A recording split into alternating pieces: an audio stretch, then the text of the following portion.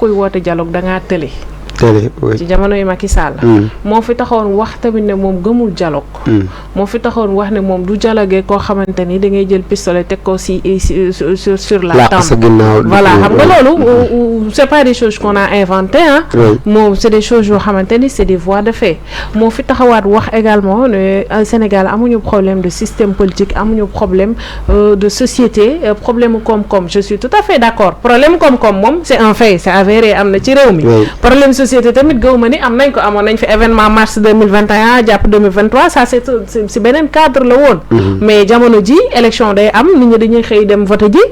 dimanche le lundi ñu xëy dem liggéey. duñu dóorante duñu màttante duñu rayante. donc loolu je suis tout à fait d'accord. mais là où le problème se pose aussi mooy à un moment nit ñi boo leen di woo ci waxtaan il faudra apaiser un peu les tensions.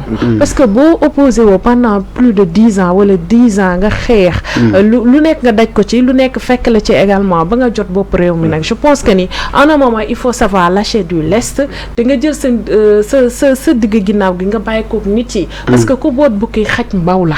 allah kulli ali les gens vont parler de lui et de sa mode de gestion. muy moom muy Diomaye parce que tandem la. mais nag mënoo leen woo nit yi ci dialogue ba pare après yow en lieu et place ngay génn tu traites les gens de résidus tu traites les gens d'opposition et moi je parle même pas des apéristes wala des responsables apéristes yi ñuy jàpp parce que man je suis pour la reddition des comptes. alalu réew mi képp ku ci jël lu toll ni tarfatub ay ni da nga ko war a fay da nga ko war a génne à la kulli ali parce que cet argent là peut servir à construire des hôpitaux à construire des écoles à réduire le coût de la vie des Sénégalais à servir pour l'emploi des jeunes yi nga xamante ne amuñu liggéey ak ñi nga xamante ne ñi ngi leen di dàq seen bërëbu liggéeykaay donc pour man képp koo xamante ne da nga jël ci alalu réew mi ci suñu gafaka te na nga ko jëlee te ama nga sàcc ko moo xam nga sàcc ko moo xam nga blanchir moo xam anam boo ko mën a jëlee da nga war a rendre compte donc pour ceux qui disent que ni non parce que dafa traduire 5 ministres wala dafa jàpp ay apéristes du non man je ne suis pas dans ce carcan là parce que man nekkuma ci wàllu yu nekkuma ci position wu juger il y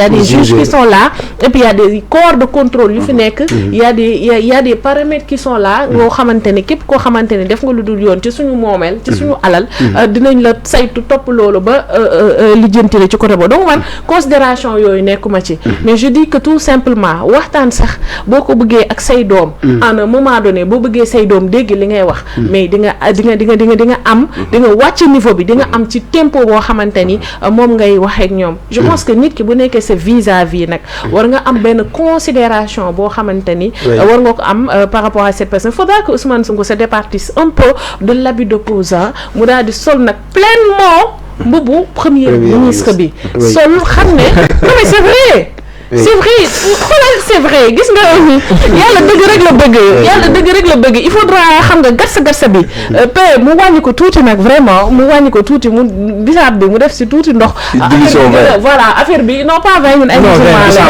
la bisaab bi mu wàññi tuuti gatsa bi quoi parce que vraiment maintenant il est au pouvoir ñoom ñoo nekk ci bopp réew mi les Sénégalais attendent à ce que vraiment seen condition de vie améliore te ñun loolu lañ leen di souhaiter man yow parce que quand ça marche pour tout le monde bu métti ci ñëpp lay métti méttitu dëkk bi man ni ma ko yëgee yow noonu nga ko yëgee moom nii noonu la ko yëgee jàpp naa ne moom nii noonu la ko yëgee également donc ñun gaal gi ñun ñëpp ko bokk on a envie vraiment que ce régime là réussisse mais il faudra que nag ñu recentrer les priorités xam lan mooy priorité yi nag ñu focus ci loolu noonu mais très sincèrement dialogue bi moom chacun est libre d'y aller ou pas mais pour réussir moom bon franchement allez-y si dialogue bi Mohamed daanaka waxtu bi daal dinay jeex est-ce que dialogue bii nii tey même laaj bi rek lay doon ndax dina amati tey ndëgër laan bu mu waroon a am si jamono ja nga xamante ñu bëri demuñ sa rawatina nag parti bu Alliance pour la République waaye aussi damay yokk si beneen laaj muy ñàkk a déggoo bi nga xam ne aussi nemmeeku nañ ko comme niru gi wax wala Cheikh Dafaxa Ousmane Sonko wax ne tey problème xaalis lañ am moom lañ war a waxtaane keene problème sociétal lañ am ñàkk a déggoo boobu noonu itam lan lu ko waral.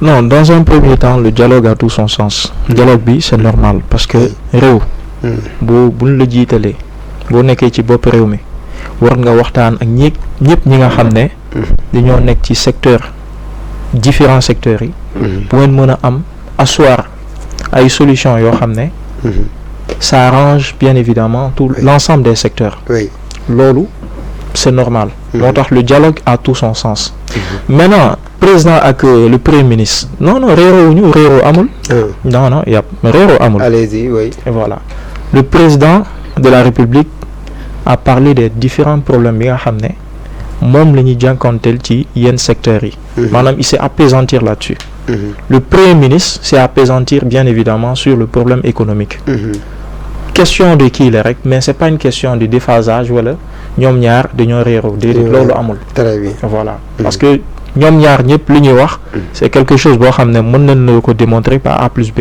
lu am la voilà seulement c'est que kii s'est plus prononcé sur cela parce que jàpp na ni lii mooy loo xamante ne wax dëgg yàlla kii la lii kii tamit wax ci lee loolu rek la très bien maintenant concernant le dialogue le dialogue il faut ñi ni ñëw dialoguer comme je l'ai dit parce que le dialogue a tout son sens léegi waa kër ñàkk jaam moom waa kër ñàkk jaam léegi daal ñi ñooy waa kër ñàkk waaw kay waa mos doon non pas du tout déedéet non déedéet xam nga lu tax ak mos doon non boo xam ne moom ñemoo ma ko lañ ko wooye président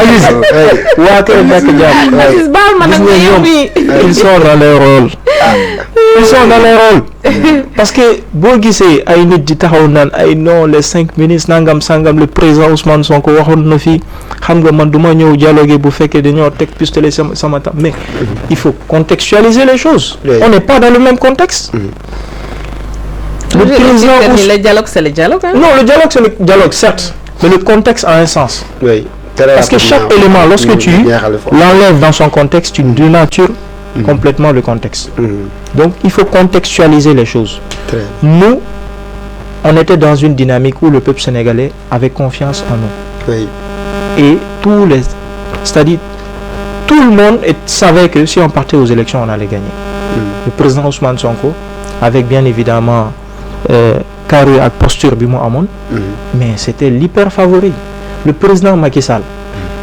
a instrumentalisé la justice de telle sorte à ce que ñu mën ko gàllankoor loolu sénégalais yi ñëpp xam nañ ko koo laaj fii bu fekkee da ngaa doon def micro trottoir dañ la koy wax ci 10 personnes au moins 7 wala 8 yi dañ la koy wax yaa ngi comprendre donc c'est pas pareil nous ne sommes pas dans la logique ou dans la posture d'éliminer des adversaires politiques. Merci beaucoup.